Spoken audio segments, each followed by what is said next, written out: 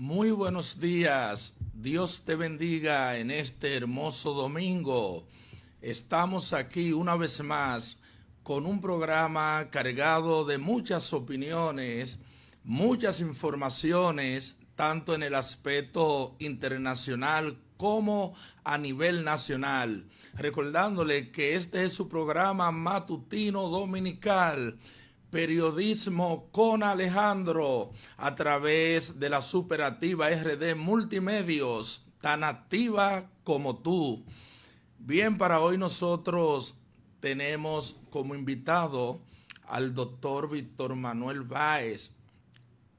Es precandidato del Partido Revolucionario Moderno en el municipio de Jaina y también es quien preside el bufete de abogado doctor Víctor Manuel Báez. Así que él estará con nosotros de aquí a unos minutos. Inmediatamente nosotros agradecemos su sintonía con este espacio, esperando que el contenido sea de su agrado, como todos los domingos. Vamos inmediatamente a entrar a lo que es una cita bíblica. Ya es algo que es tradición entre nosotros. Leer la palabra de Dios y luego reflexionar sobre ella antes de presentarle el contenido del programa. Y recordándoles, obviamente, que este programa llega a usted gracias al patrocinio de Café La Esperanza, el café de tu gusto. Yo no lo pienso dos veces cuando quiero tomarme una tacita de café. Inmediatamente me llega a la mente Café La Esperanza. Distribuye Cristian Nina, ahí mismo en las instalaciones de Agua Merengue. Eso queda en la Duarte, frente a frente, donde funcionaba la ferretería Familia. Ahí está Cristian Nina para obsequiarte el café La Esperanza.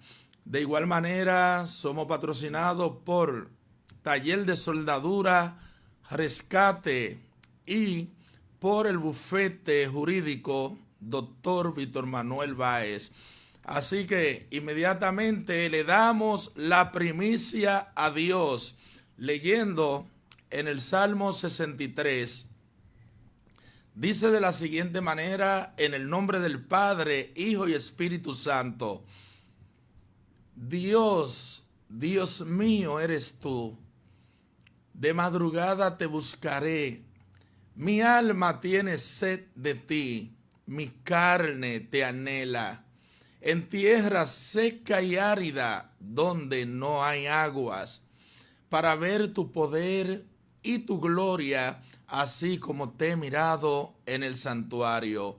Porque mejor es tu misericordia que la vida, mis labios te alabarán. Así te bendeciré en mi vida, en tu nombre alzaré mis manos.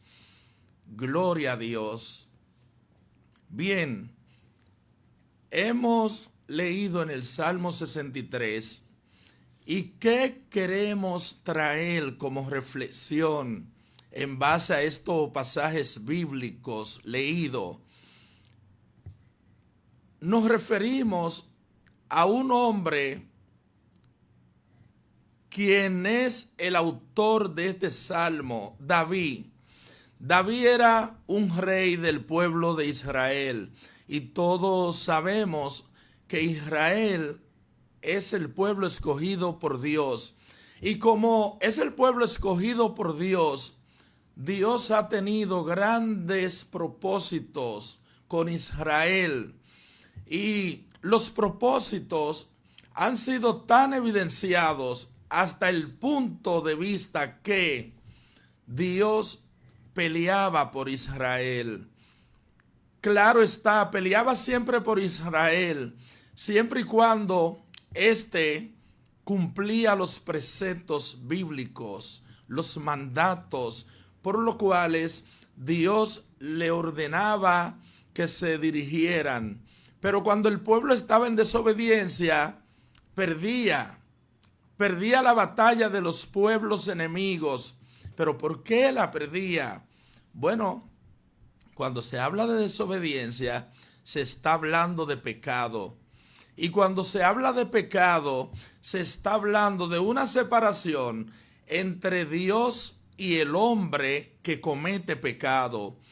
Por eso es que la Biblia dice que Dios ama al pecador, pero aborrece el pecado. O sea, Dios ama al que está sumergido en las fallas, lo ama hasta el punto que lo quiere rescatar, pero no ama lo que esa persona practica. Entonces, David está aquí promoviendo un encuentro con Dios.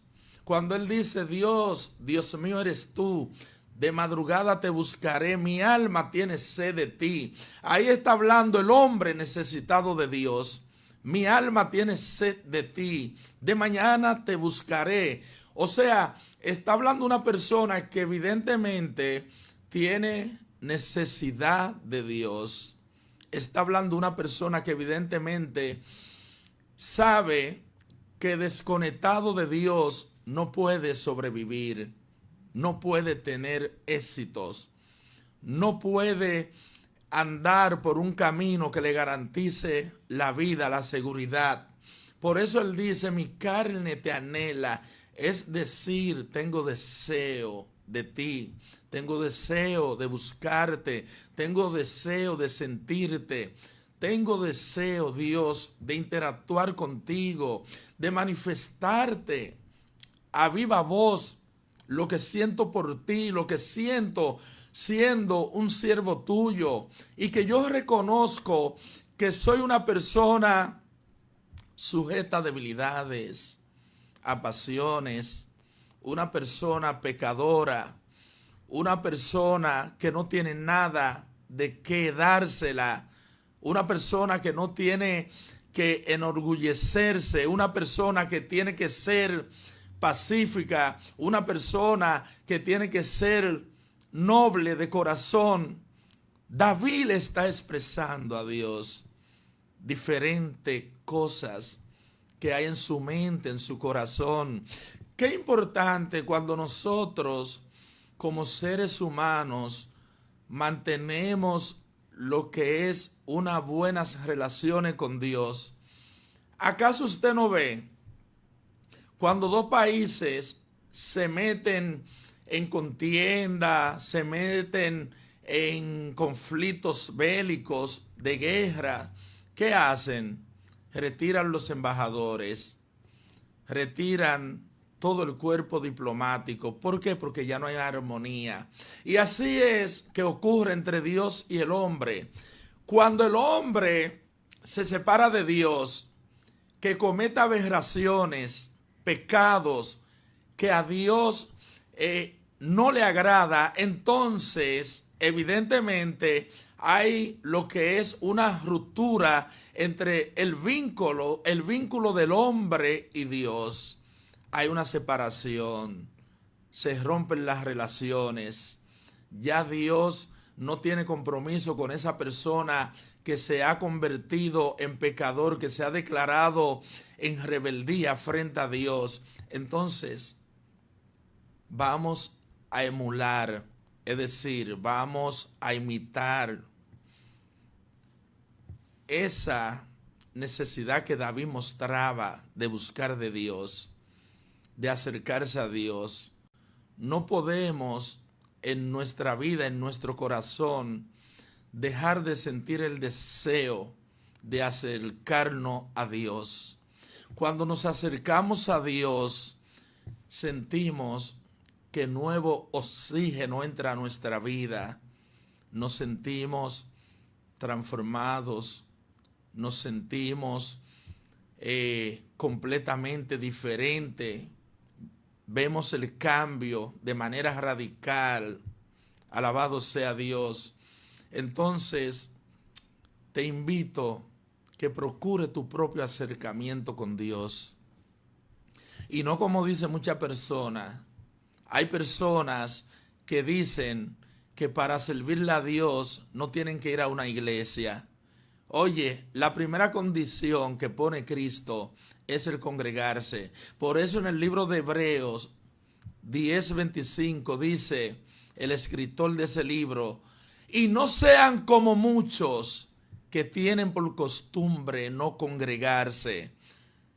Es decir, la iglesia es el lugar donde nos reunimos los fieles para invocar el nombre de Dios. Y siempre han existido los templos. En el siglo primero ya había templo para adorar a Dios.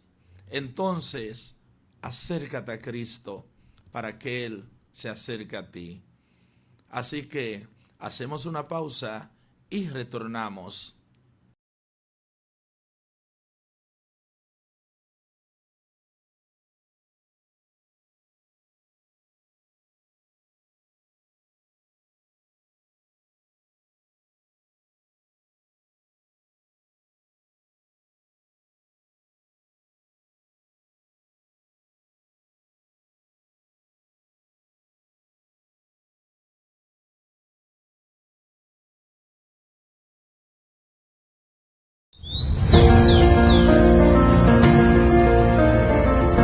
La empresa de generación hidroeléctrica dominicana renueva sus fuerzas. El desarrollo sostenible del país es nuestra meta. Producimos energía limpia y devolvemos en obras a las comunidades su aporte al desarrollo nacional. Protegemos nuestras cuencas, cuidamos la biodiversidad.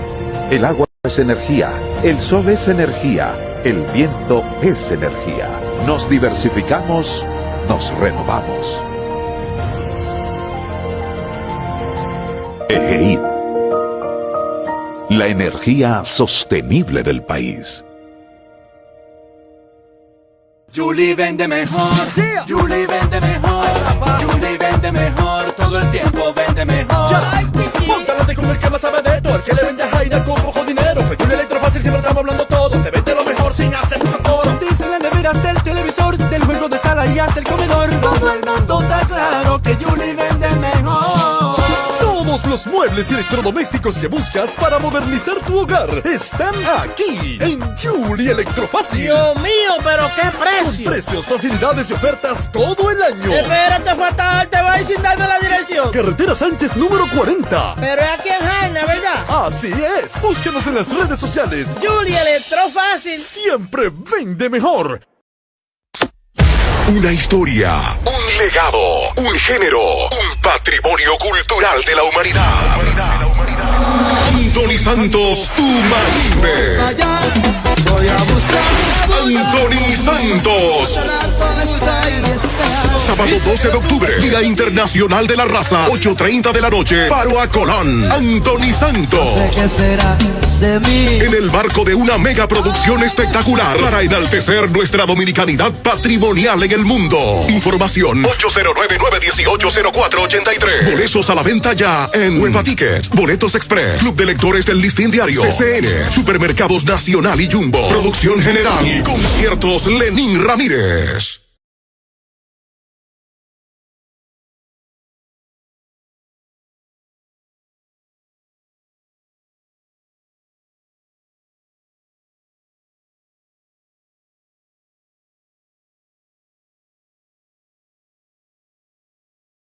Estamos de vuelta en este tu espacio matutino dominical, Periodismo con Alejandro, dándote una vez más las gracias por estar en sintonía con este espacio, un espacio que produce la noticia de manera objetiva, de manera imparcial, sin ningún tipo de apasionamiento, sino con la verdad en la mano. Bien, nosotros queremos resaltar el éxito de Marileidy Paulino, esa gran atleta de República Dominicana que estuvo representando el país en la Olimpiada de Francia 2024. Y ella tuvo una hazaña enorme conquistando la medalla de oro en los 400 metros plano. Esta muchacha de verdad que ha puesto el país en alto. y plantó un récord prácticamente de 48 segundos y algunas milésimas, creo que 17. Ese récord lo plantó ella prácticamente ahora en esta competición. Algunas personas se quejan, dicen, no, ella le bajó a la velocidad, que pudo haber alcanzado un récord más exagerado, pero lo importante es que ella ganó. Eso demuestra que es palo si boga y palo si no boga. Es decir, si hubiese perdido, llueven las críticas tal vez, y gana, y aunque hay conformidad, pero algunos muestran ese tipo de objeción. Pero lo importante es que nos trajo la medalla, y esto le garantiza unos 15 millones de pesos, agregándole otros sectores como el empresarial, que también le van a hacer algunos aportes por el logro que hizo esta joven atleta dominicana. Recordando yo los tiempos también de Juana Rendel, pero Juana Rendel no era una velocista de campo plano, sino con valla. Y a Rendel también puso el país en alto en la década de los 90, y actualmente ella está en el ejército, ya retirada de lo que es la competición por asunto ya de edad, pero es una coronela de lo que es el Ejército Nacional de República Dominicana. Bien, como nosotros hemos anunciado durante la semana entera, tenemos por aquí a una persona de mucha influencia en lo que es la vida política y comunitaria del municipio de Jaina, el doctor Víctor Manuel Báez, quien es el presidente del Consejo Nacional de Desarrollo Integral de Jaina, Condinja, y preside el bufete jurídico doctor Víctor Manuel Báez. También aspiró, o mejor dicho, fue precandidato a la alcaldía del municipio de Jaina por el oficialista Partido Revolucionario Moderno. Así que, doctor, una vez más le damos la más cordial de la bienvenida a este espacio. Muchas gracias, hermano. Buenos días a ti y buenos días a los hermanos televidentes que nos están escuchando. Es un grato placer para mí volver a compartir de nuevo en este prestigioso espacio. Bien, doctor, el privilegio también es nuestro de tenerle Gracias por aquí una vez más. Quisiera que empezáramos dándole un vistazo a temas internacionales, y está en la palestra pública el proceso postelectoral de Venezuela. Venezuela, luego de las elecciones, han habido muchas manifestaciones de parte de la oposición que alega que ellos ganaron las elecciones y que fueron víctimas de un fraude colosal. Doctor, ¿qué se puede visualizar en esa nación suramericana luego de estas elecciones tan turbias? ¿Cuál pudiera ser el futuro de Venezuela referente al panorama que se encuentra hoy día? Si tú me lo permites, como tú esbozaste que íbamos a hablar de algunos problemas internacionales, me gustaría no comenzar por Venezuela y no terminar con Venezuela, e iniciar por otros países donde hay problemas más graves que lo que hay en Venezuela. Por ejemplo, uno de los problemas que tiene ya, va a cumplir 2 años ya, es la guerra Ucrania y Rusia. Esa guerra es mucho más dañina para la humanidad que el conflicto de Venezuela, porque hasta el día de hoy se contabilizan alrededor de 500.000 de muertos. Oye bien, 500.000 de muertos ucranianos nada más. Una cifra muy alta. Si tú le sumas las muertes soviéticas, que no sabemos con exactitud qué número, pero algunos analistas dicen que pueden ser 300.000, otros que pueden ser también otro 500.000. Y si, bueno, pero no hay datos precisos. En cualquiera de las cifras, estamos hablando de cerca de 1 millón de muertos. Y en el ejército ucraniano ya no hay jóvenes para enlistarlo en el ejército, porque han matado todos los jóvenes que estaban en el frente de batalla.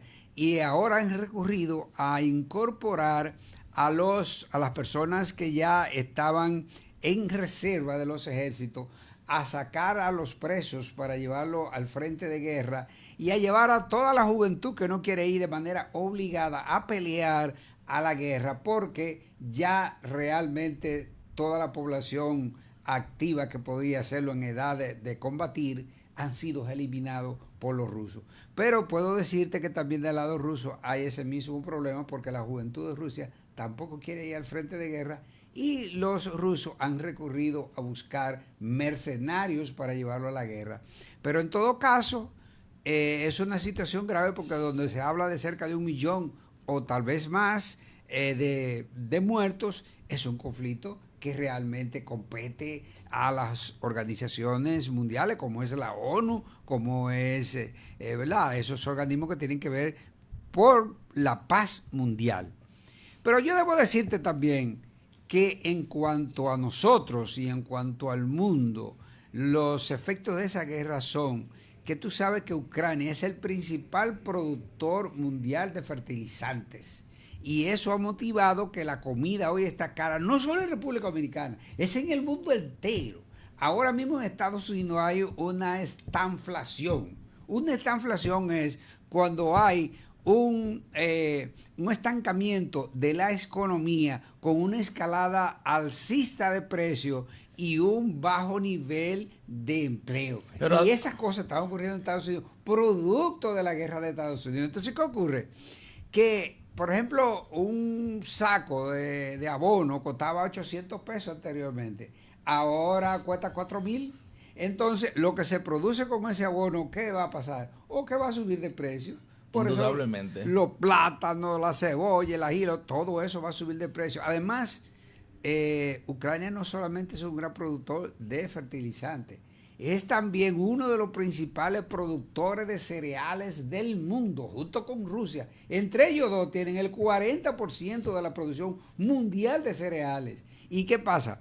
Que ellos sacan esos cereales por el Mar Rojo y Rusia le tiene bloqueada la salida del Mar Rojo para que no puedan vender esos productos en el mercado internacional. O sea que fíjate cómo una cosa que ocurre a más de 5 o 6 mil kilómetros de aquí nos afecta a nosotros. De manera directa, prácticamente. Entonces, eso es una guerra que realmente nosotros pronosticamos que hasta que no se siente con Putin hablar, esa guerra no se va a terminar. Con Putin hay que sentarse a hablar hoy, mañana, pasado, cuando quiera, pero van a tener que sentarse con Putin. Putin no va a perder esa guerra, porque es que la salida que tiene con Crimea es una salida al mar que tiene, al mar caliente, porque tú sabes que los mares de Rusia están todos congelados en la época de invierno y tienen que ser con rompehielo para poder salir. Pero por esa parte de Crimea, que es la que ha ocupado Rusia,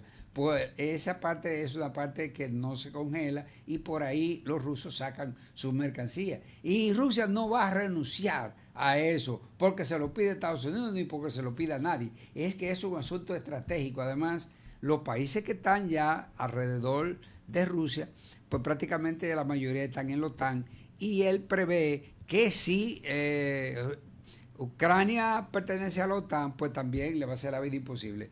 Y fíjate que dos grandes intelectuales y conocedores de la política internacional, y sobre todo este señor Henry E. Kissinger, que es el mejor secretario de Estado de todos los tiempos de los Estados Unidos, le sirvió a varios gobiernos, y el señor Noam Chomsky, que es el principal intelectual de los Estados Unidos, ambos con 99 años, le advirtieron al presidente Biden que no tocara a Ucrania ni a Rusia, porque iban a incendiar el mundo, que debían de dejar que esos problemas se resuelvan allá de la manera que ellos puedan resolverlo, pero que Estados Unidos no intervenga porque iba a incendiar el mundo. Y realmente eso es lo que ha pasado. Pero va a seguir la masacre entonces, doctor, allá en Ucrania. Pero claro, porque muertes. si le están echando, si al fuego le echan gasolina, el fuego tiene que arder. Entonces, fíjate que la última ayuda que dio los Estados Unidos fueron 60,000 millones de dólares. Sin embargo, a Haití le mandaron 200 millones nada más con el problema que tiene Haití. Ahora, ¿qué pasa?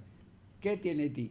Mucha pobreza. Haití ni tiene fertilizante, ni tiene gas como tiene Ucrania, que Ucrania también tiene una gran reserva de gas. No tiene acero, que también Ucrania es uno de los principales productores mundiales de acero. Y por eso subió la varilla aquí, porque ellos le suplen la materia prima a gran parte del mundo. Entonces, Estados Unidos no está detrás de defender la democracia, está detrás de defender los intereses económicos que hay ahí. Entonces, ¿qué pasa? Oye, por otro lado, ahora vamos para Rusia. Mira, Rusia, al momento del conflicto, le estaba vendiendo a los Estados Unidos 3.5 millones de barriles de petróleo diarios. Estados Unidos, mediante el embargo, pues cortó ese suministro de petróleo. Entonces, ¿qué tuvo que hacer Estados Unidos? Para poder suplir la demanda, que tiene un consumo de 10.500.000 barriles diarios, tiene Estados Unidos.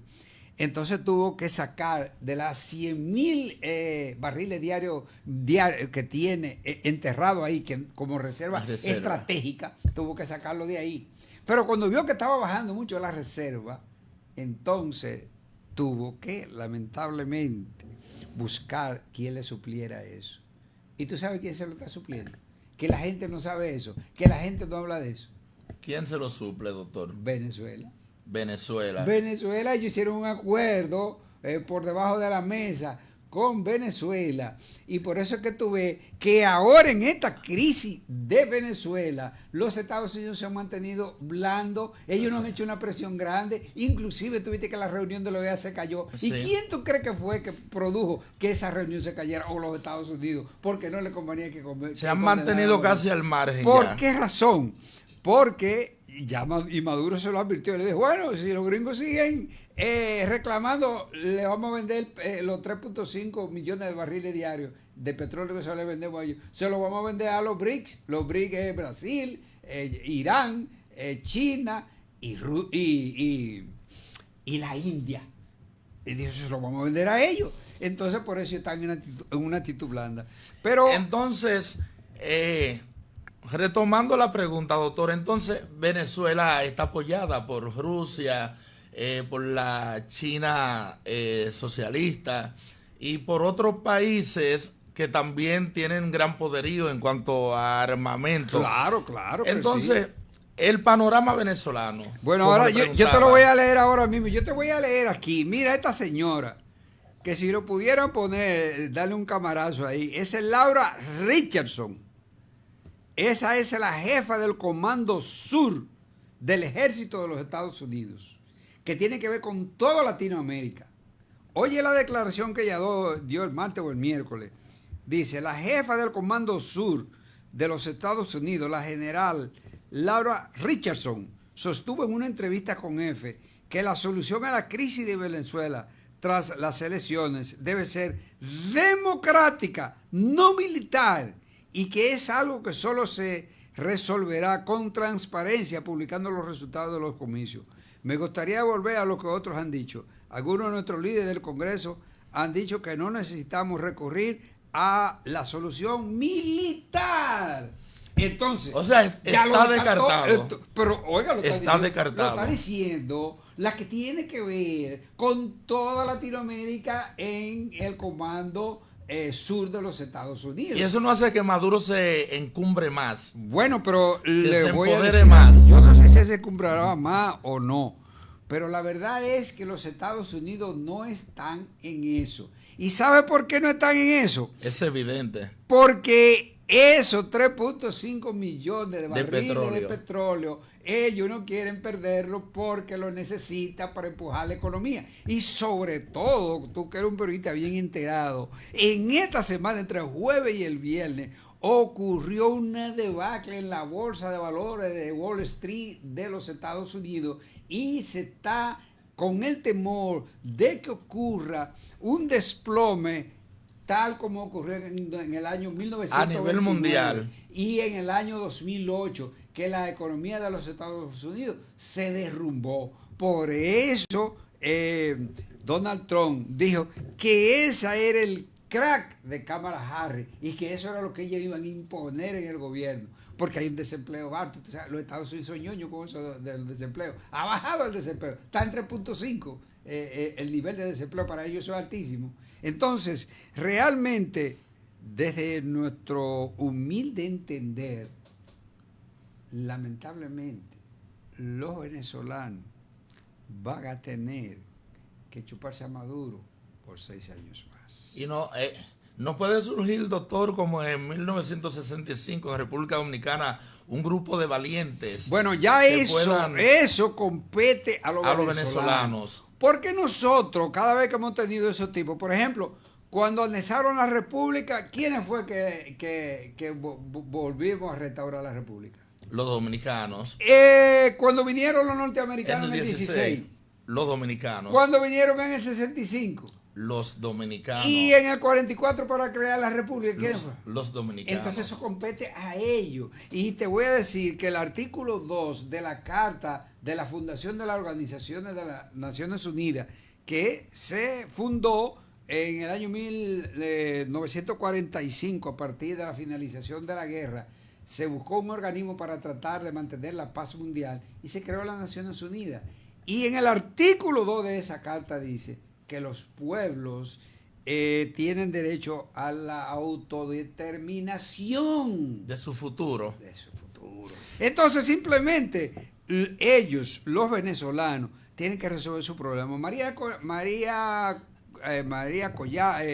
Machado Sí, y Machado. Edmundo González están recorriendo el mismo camino que recorrió Guaidó. Y por eso Maduro le dijo que Edmundo González es el Guaidó 2.0. Quiere decir que ahora se han declarado y que presidente. Pero tú sabes que nadie puede gobernar una nación si usted no tiene el control de su territorio. Especialmente de las Fuerzas Armadas. Para tener el control del territorio tiene que tener fuerzas represivas, y esas fuerzas represivas son el ejército, la marina, la aviación y la policía. Si usted no lo tiene, y ellos emitieron un comunicado en conjunto a principios de semana respaldando a Nicolás Maduro. Entonces, además tiene el control de lo que son las instituciones también, de asuntos legales. No todas las instituciones de las altas cortes las tienen también a su favor. Es decir, que ellos tendrán que buscar la manera de ver cómo ellos resuelven su problema. Pero fíjate que el hecho de que la OEA no pudiera emitir una resolución porque no alcanzaron los votos, eso te deja a ti una enseñanza, te deja a ti un aviso de que la mano del imperio está detrás de eso. Eso no ocurrió así por así. Eso ocurrió porque querían que así ocurriera. Pero no es una actitud un poco autocrática, doctor, cuando se encarcelan personas porque reclaman. Bueno, pero que ya sea un asunto que corresponde precisamente. O es producto, a lo es propio de cuando hay estos tipos de resultados postelectorales, de que se aprecien personas, que reclamen. Bueno, etcétera. yo no me gustaría opinar sobre eso porque esos son asuntos que competen a Venezuela, a la seguridad cubana, al régimen cubano, venezolano. Ellos son los que tienen que ver, pero ya que te mencioné a Cuba, debo decirte, por ejemplo, los cubanos tienen ese régimen porque los que viven allá lo prefieren y lo han permitido. El día que ellos no quieran, más de 60 años. El día que ellos no lo permitan, no lo van a tener. Pero eso mismo va a ocurrir con Venezuela. El día que los venezolanos decidan no tener a Maduro más ahí, Maduro no va a durar ni un minuto más. Pero ellos, muchos lo que han hecho es huir en vez de enfrentar el problema. Otros se han plegado. Ahora aparentemente la oposición dice que se ha unido, pero no creas que es tan grande la unidad que hay de la oposición. Realmente ellos le ha faltado voluntad para buscar una salida, como ha dicho el gobierno de los Estados Unidos a través de Laura Richardson, la jefa del Comando Sur, una solución negociada con Maduro. Eso es lo que ellos tienen que hacer. Por ejemplo, te voy a poner un ejemplo. Mira, en esta semana el Consejo Electoral venezolano convocó a todos los que fueron presidentes. Fueron 10 candidatos presidenciales. Fueron 10. La gente cree que además fueron María Corina y Maduro. No, fueron 10 candidatos presidenciales. O sea, Machado estaba apoyando a Edmundo. Sí. Entonces, de esos 10, solamente faltó Edmundo González. El más importante de la oposición no fue. Y está escondido. Y entonces así no se resuelve el problema. El problema usted tiene que dar la cara. Si lo convocó usted el Consejo Electoral para discutir lo que usted está alegando, vaya, tiene que ir con los pantalones, porque mira a Chávez lo metieron preso y duró mucho tiempo preso y salió. Y también puedo decirte lo mismo de Lula. Lula también lo metieron preso y ahora está gobernando. Un presidente. Sí, es decir que hay que enfrentar los problemas. Trujillo gobernó aquí esos 31 años, fue con aquello de abajo. Pero le llegó un momento que aparecieron otros que tenían más que él y decidieron resolver. Y de su misma gente. Sí, sí, sí. Y en cuanto a Estados Unidos, Kamala Harris representa una amenaza para que Donald Trump no llegue a la Casa Blanca en las elecciones de noviembre. Bueno, yo te voy a decir una cosa. Realmente yo no voto porque no soy norteamericano. Pero si yo fuera ciudadano norteamericano, yo votaría por Donald Trump. En su primer gobierno no estuve con él. El argumento. Pero ahora sí estoy. El argumento es muy sencillo. Mira, Donald Trump ha dicho varias veces. Primero dijo que en 24 horas, una vez siendo presidente, terminaba la guerra con Ucrania, que es una guerra lesiva para la humanidad. Y luego, en un discurso que dijo, bueno, sobre todo en el debate, declaró, sí, con Biden, a donde salió Biden muy mal parado. Él dijo que en la transición él paraba la guerra. Porque Estados Unidos es que está solventando esa guerra. Todos los gastos están cayendo sobre Estados Unidos. Entonces, esa guerra no es conveniente para el mundo. Esa guerra hay que resolverla. Entonces, él se reunió cuando era presidente con Putin, se recibió con Kim Jong, se reunió con el de China, con Xi Jinping, se reunió con Andrade de la India. Sí, él hizo una gira buscando el consenso. Biden no ha tenido la capacidad de reunirse con ninguno de ellos para resolver el conflicto. Y eso tienen que reunirse ellos para resolver ese conflicto. Entonces, a mi modo de ver las cosas, lamentablemente, probablemente, tú sabes que la mayoría de los norteamericanos son blancos, no son negros. Los negros no deciden una elección allá, la deciden los blancos. En cuanto a elecciones son minorías. Sí, entonces la mayoría de los blancos de las zonas rurales, que son la mayoría del pueblo norteamericano, están con Donald Trump. Fíjate que tú recordarás que Hillary Clinton no era la candidata a los Estados Unidos, era la candidata del mundo y sacó más votos que él. Claro. Pero allá tienen un sistema que es por delegado y le ganó por delegado. Yo apostaría a que gane Trump para que termine no solo la guerra de Ucrania, sino la guerra de Israel con Palestina, porque esa es otra guerra que también, que él ha dicho que la pararía, es otra guerra muy peligrosa para el mundo. Mira, ayer, bueno, primero debo decirte que van cerca de 60,000 muertos y más de 100,000 heridos.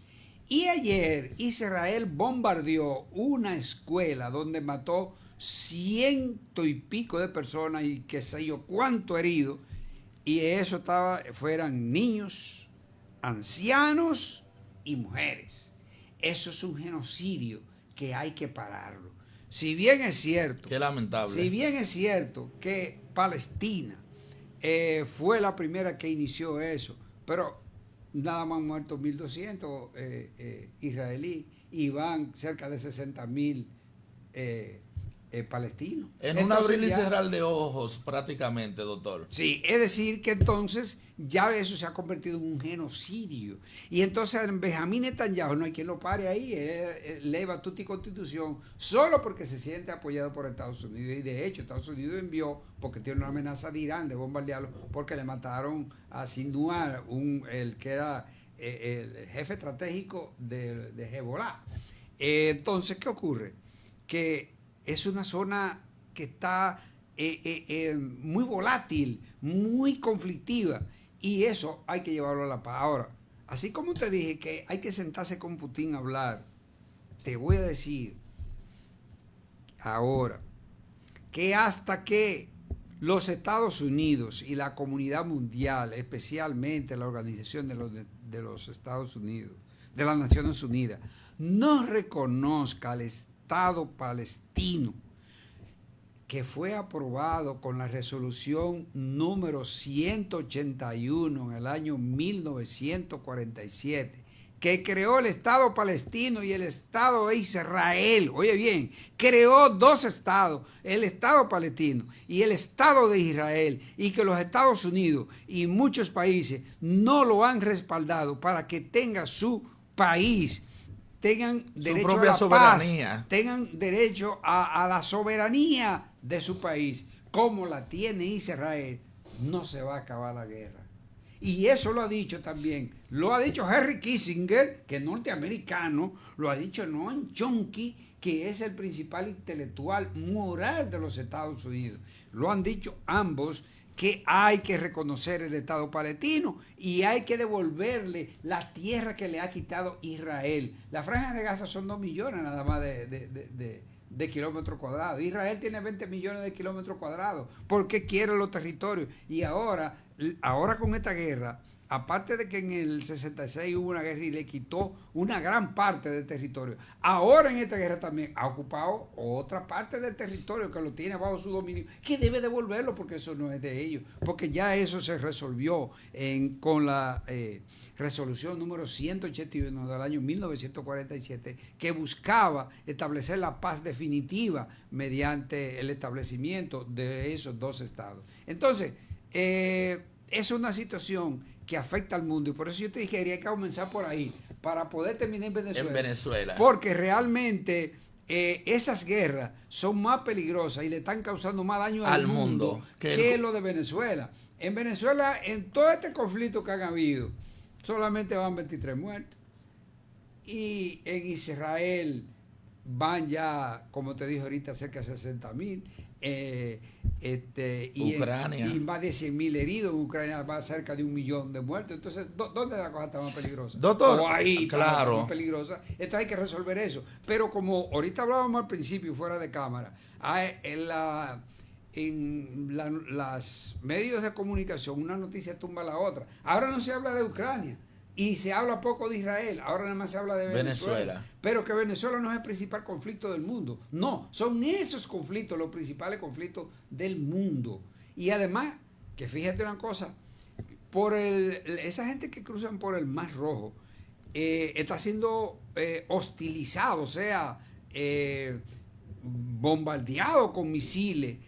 Los barcos que cruzan por ahí con bandera norteamericana, con bandera de Gran Bretaña, de Francia. Todo lo que se Italia, huele a contrario a ellos. Sí, lo están cañoneando porque le están haciendo la vida imposible porque son pro-libaneses ellos. Entonces, el mundo está en un estado muy difícil que debe de resolverse, y yo creo yo que la solución, lamentablemente digo, porque quisiéramos que no fuera así, pero el que ofrece terminar la guerra es Trump, entonces hay que estar con Trump para que termine la guerra. Doctor, en ese mismo tenor, en el ámbito internacional, Haití, las bandas delincuenciales no dan tregua prácticamente. Bueno, ¿qué pasa en Haití, doctor? Hay una fuerza multinacional encabezada por Kenia, han caído supuestamente algunos vándalos en enfrentamientos, pero siguen apoderados de algunos pueblos importantes. Sí, realmente mira, el principal problema, y esto es algo que la mayoría de los dominicanos como que no lo digieren, como que no lo asimilan. ¿El qué, doctor? No Que asimila. el principal problema de la República Dominicana es la seguridad con los haitianos, porque nosotros tenemos, ve más, Belarmino Morillo dijo que ya nosotros estamos invadidos por los haitianos. Fue más lejos, dijo que estamos invadidos, y es verdad. Aquí por donde quiera te salen una tropa de haitianos, por todos los lados. Es decir, que aquí diariamente entran más haitianos que lo que salen. Oye bien, entran más haitianos que lo que salen. Y es por una razón sencilla, porque yo no comprendía eso. O el macuteo que tienen los militares de la frontera. En la frontera. Es un negocio que tienen a 5,000, a 10,000, 15,000 y hasta 20,000, dependiendo de la categoría de la persona que quiera cruzar para acá y de su capacidad económica. Entonces tú ves que vienen en autobuses hasta de una compañía muy famosa que viaja a Haití. La han agarrado llena de haitianos y a cada rato aparece una jipeta con 20 haitianos y haitianos por aquí, haitianos por allá. Doctor, pues no se descartaría que aquí en territorio dominicano hayan de esos vándalos que hayan pasado. Claro, eso es seguro que aquí hay. Lo que pasa es que aquí no se mueven, están medio tranquilos, pero lamentablemente aquí hay que ponerle mayor control a la entrada de haitianos, pero hay que comenzar por poner el ejemplo con quienes tienen la responsabilidad de que esos haitianos no entren aquí porque son malos dominicanos, están traicionando el ideal patriótico al dejarlos entrar aquí por dinero, porque ese es el verdadero problema. No hay ninguna otra razón para que una frontera de 390 kilómetros cuadrados y que tiene una parte que es inaccesible, que no pueden cruzar, que es una buena parte de la frontera, y que la parte que pueden controlar nuestros militares, y que yo me río cada vez que oigo al ministro de Defensa y al del Ejército y que tenemos la frontera sellada, tenemos sellada, usted está blindada, pero están entrando los haitianos todos los días y es por la puerta que entran, la puerta que entran. Eso es lo que hay que controlar aquí. La entrada de los haitianos. El ministro de Educación, doctor, también ha autorizado que se inscriban en escuela pública sin acta de nacimiento. Es grave. Lo que no le permiten a los dominicanos. Es grave. Oye, lo que no le permiten a los dominicanos. Tú sabes que ya se ha dicho aquí que el 40% del presupuesto de salud pública se invierte en la parturienta haitiana. Y hay muchas escuelas de la frontera donde no hay ni un solo dominicano, más son haitianos. Entonces, no es que estamos en contra de que se le niegue la educación, es que se controle la entrada, porque si se controla la entrada se resuelve lo otro. Una cosa es como un castillo de naipes. Si tú impides que entren los haitianos, ya tú vas a reducir la presencia de los haitianos, no solo en las escuelas, sino en todas las calles dominicanas, y que ya están delinquiendo también, porque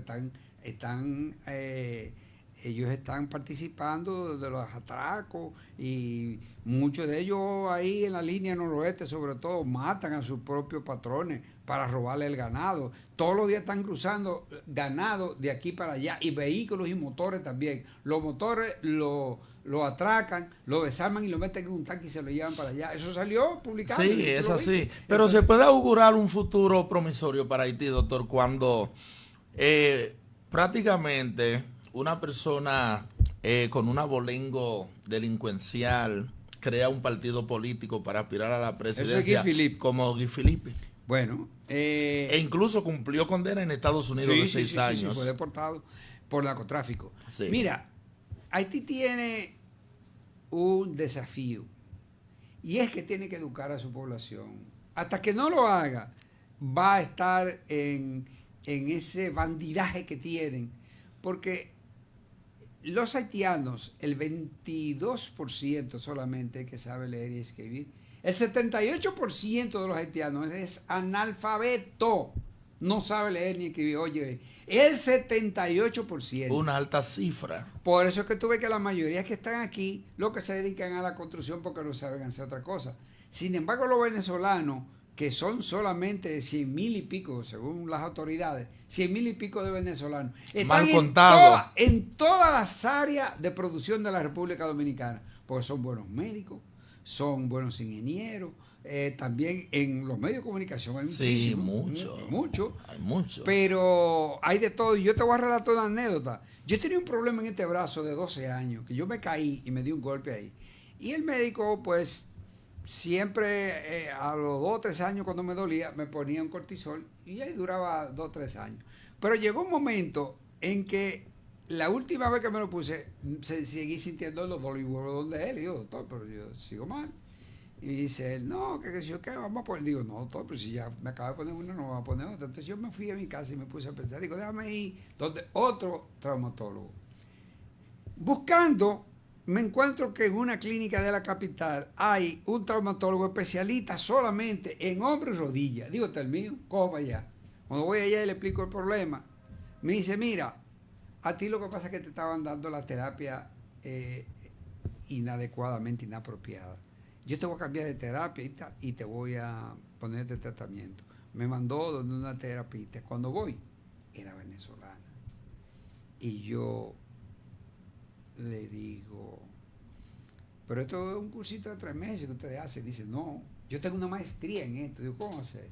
No, yo soy médico primero. Y después de ser médico tuve que hacer una maestría de 4 años en fisioterapia.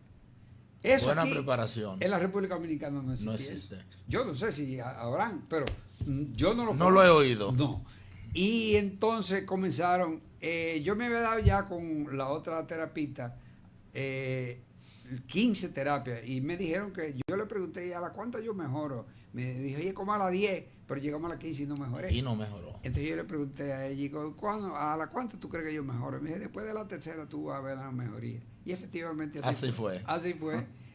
Un tiro.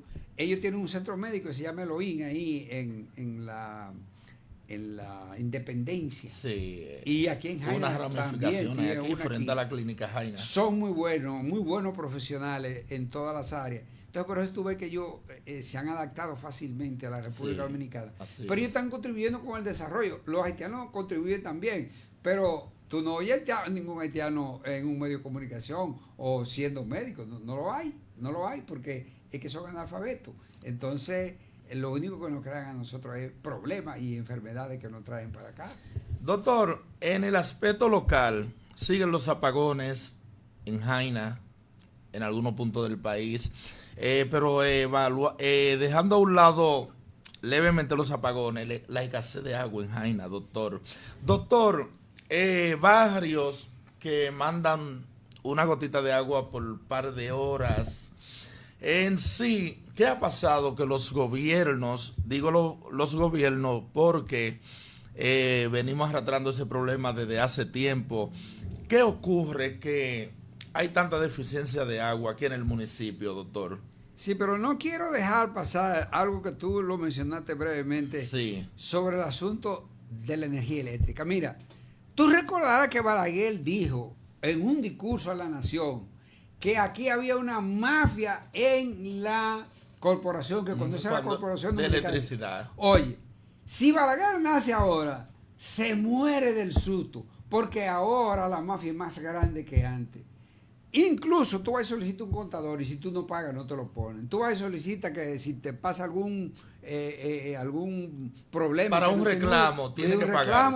Si no le da a esos tipos, y eso en el país entero. Increíble. Entonces, el problema es de la mafia que hay. Ahora en San Cristóbal votaron como 4 ingenieros, porque para aprobar los proyectos, digamos, de edificios y esas cosas, naves industriales, hay que llevar ya con un plan una cosa y le cobra unos impuestos a uno. Pero también había que darle, pero unos cuartos, no, estamos hablando de 100 miles de pesos que hay que darle para ellos dar la autorización. Y tenían un problema ahí, eran PLDistas. Eso que se llama una búsqueda redonda. Sí, cancelaron a 4, pero eso sigue todavía, porque eso está enquistado en el ADN de esa gente. Ahí hay que limpiar con todo. Y te voy a poner un ejemplo, tú conoces a CEPEN, ¿verdad? CEPEN es la compañía privada eléctrica que le da la energía a todos los hoteles del país. Y tú no oyes problema ahí. No. Pero también a las poblaciones cercanas que están en los hoteles, ellos le dan la luz y no se oye escándalo. No, ni se va la luz y no cobran el dinero del otro mundo. No, yo hablé con uno de ellos y me dijo que ellos pagaban 300 pesos. Ni abortan factura 300 pesos, como nada la de eso. sede. Y yo le dije, no se va la luz. Y dice, no. Y si se va a ir un día, primero vienen y nos lo avisan que se va a ir por 10 minutos y nunca se va por más de los 10 minutos y vuelve la luz de una vez. Pero tenemos luz permanente, porque yo vi un refresco que me dieron que tenía cacha y digo, pero para aquí no se va la luz. Y así de vaina. Y entonces ahí fue que vino la conversación. Entonces, si aquí hay una compañía que brinda un buen servicio, ¿por qué no le dan toda esa, lo de sur, de norte, o de sur, se la dan toda a CEPEN, que ha demostrado capacidad administrativa, capacidad gerencial y eficiencia para que haya suficiente luz en el país? Porque si yo fuera el presidente, yo no CEPEN, no toma, mira, encárgate de eso. Morrison, ¿por qué fracasó Morrison? Porque Morrison tiene una compañía que compite con la energía y le brinda servicio. O sea, están poniendo al gato a cuidar el queso. Cayó en el Intran. Sí, y ahí está vuelto nada, ni siquiera una declaración ha dado. Doctor, ¿cuáles son los indicadores? Con el agua, mira, nosotros publicamos el día 2 de agosto, se agrava crisis de agua en Jaina por falta de acueducto. Presente año. 2 de agosto de este año, eso fue publicado en toda la prensa. Sí, lo vi. Esto fue un reportaje que hizo SIN, Alicia Ortega, en los barrios de Jaina que no había agua. Yo aproveché y dije, se agrava crisis de agua en Jaina por falta de acueducto. Tú sabes que yo vengo promoviendo desde hace mucho, que aquí hay que construir un acueducto. Y ahora el acueducto es más grande que el que yo estaba reclamando antes, porque el censo arrojó que tenemos 159.888 habitantes, más que los 113.000 que teníamos desde el 2010. Entonces ahora el acueducto debe ser de 8.314.000 galones para poder suplir la necesidad. Y hasta que no se resuelva ese problema, aquí no va a haber agua. Porque no hay forma de resolverlo. En ninguna parte del mundo se resuelve un problema de agua si no hay un acueducto. Y lo más grave de todo eso es que tenemos el río Jaina, que le da a la capital 150 millones de galones de agua diario. Oye, 150 millones de galones de agua diario. Sin embargo, nosotros necesitamos 8 millones nada más y no la podemos tener del río que es nuestro, que lleva nuestro nombre, y poner una toma para suplir. Increíble, pero cierto. Sí. Doctor, brevemente, ¿cuáles son los indicadores que pueden mostrar el avance de un municipio? Algunos indicadores. Mire, los indicadores de un municipio, aunque parezca paradójico, pero la educación juega un papel muy importante. Y, por ejemplo, aquí tenemos el problema de la basura. El pueblo está lleno de basura porque uno no puede ser suizo. Produce enfermedades. Y contaminación. De todo. Entonces, para eso se necesita educar a la población. ¿Cómo se educa? A través de la Junta de Vecinos, a través de los maestros, a través de la ADP, a través del Distrito Educativo, a través del Club de Leones, a través de la Logia, a través de todas las organizaciones. O sea, hay que formular un plan de educación para evitar esos problemas. Pero lo principal de un municipio es que tiene que velar por la calidad, eso está en la ley 176, por la calidad de vida de sus ciudadanos. El agua también forma parte de lo que el ayuntamiento, aunque no tenga que construir el acueducto, pero sí puede reclamar que se construya ese acueducto para resolver el problema. Nadie puede vivir sin agua. Es un problema nodal, puntual.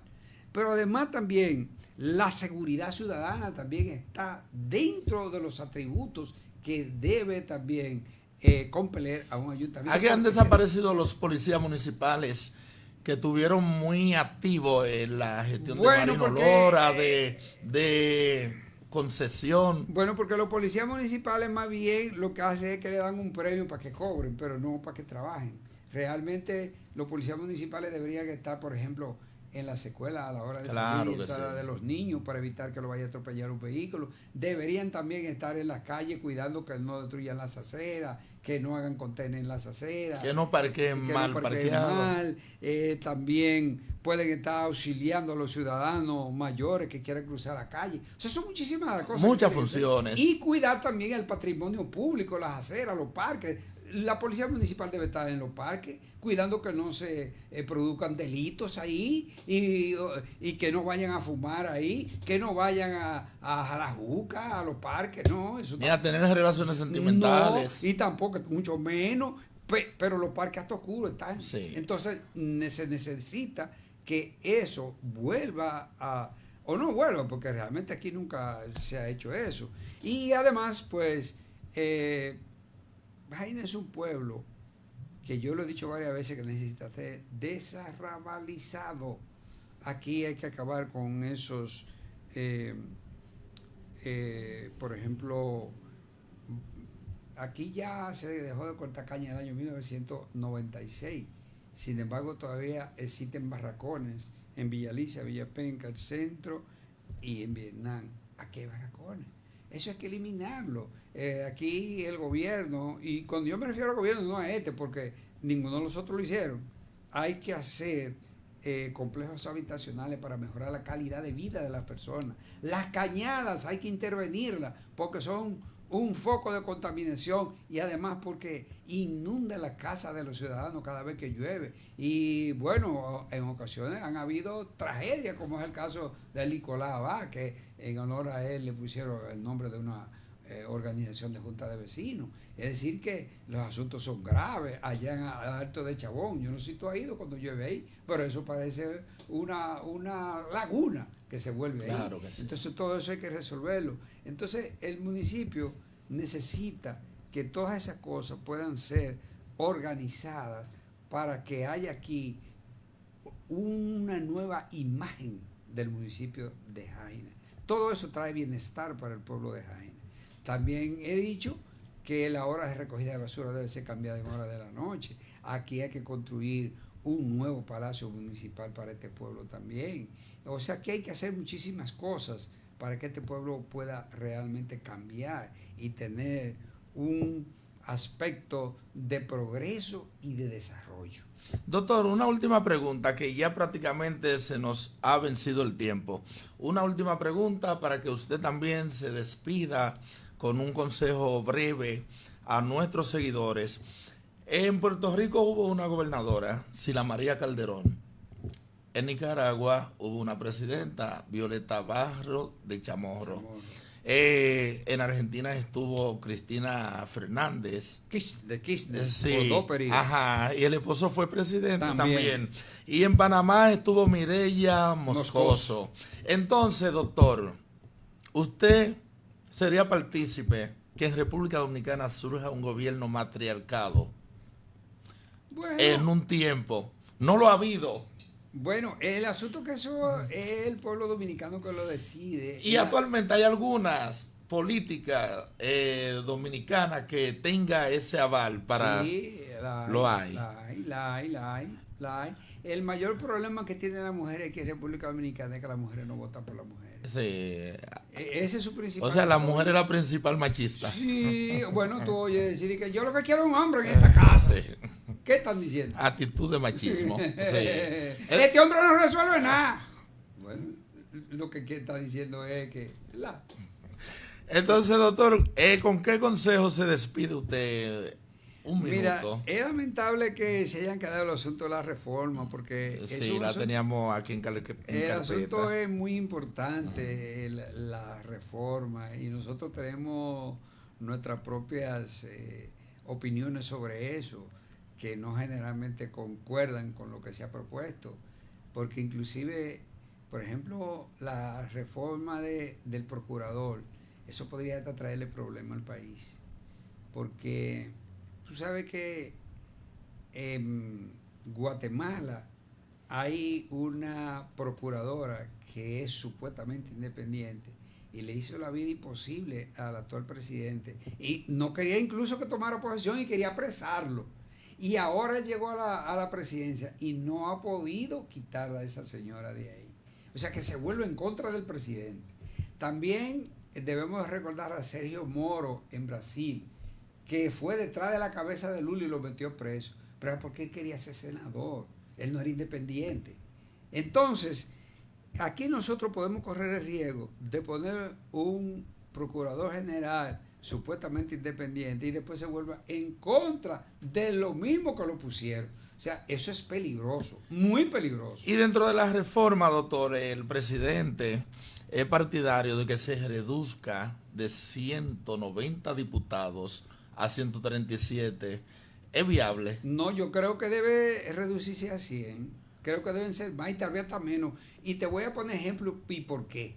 Mira, en los Estados Unidos, que tiene 340 millones de habitantes, hay 435 representantes. Ya le llaman representantes a los diputados.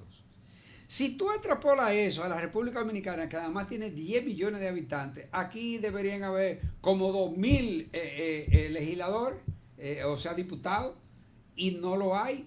¿Por qué razón? Entonces, deben haber tantos diputados en un país que tiene tan solo 10 millones de habitantes. Aquí se opera fácilmente con 100 o menos diputados. Claro, porque si tú te pones a ver la población de Estados Unidos y la cantidad que tiene, te das cuenta que aquí hay demasiado. Y cualquier estado de Estados Unidos es más grande que República Dominicana, claro y sí, con sí, más sí, habitantes. sí. Entonces, los senadores sí estarían bien uno por provincia, pero los diputados son exageradamente demasiados. Yo creo que con 100 o con menos se funciona perfectamente, porque no hay que tener tantos diputados. ¿Para qué? ¿Para qué? ¿Y por qué nada más se enfoca, doctor, lo que es la reelección presidencial?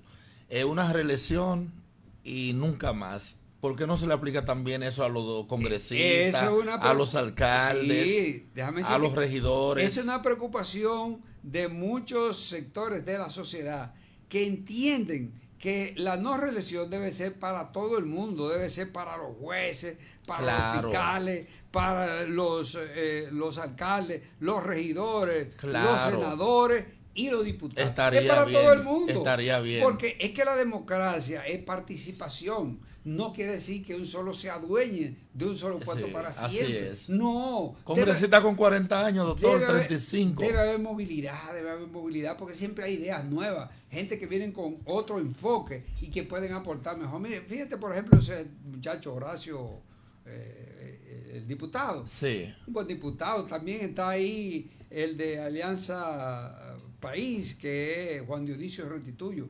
Para mí, el mejor diputado de este periodo fue Juan Dionisio Restituyo. Ese hombre estaba al día en todo y proponiendo y hablando aquí. O sea, hizo un trabajo extraordinario y sin embargo se quedó fuera. Bien, no tenemos tiempo para más. Una entrevista muy importante, verdaderamente muy didáctica, las declaraciones del doctor Víctor Manuel Báez, especialmente lo que fue el análisis de políticas internacionales. Así que le damos gracias por su sintonía. Así que nos vemos el próximo domingo. A sus órdenes.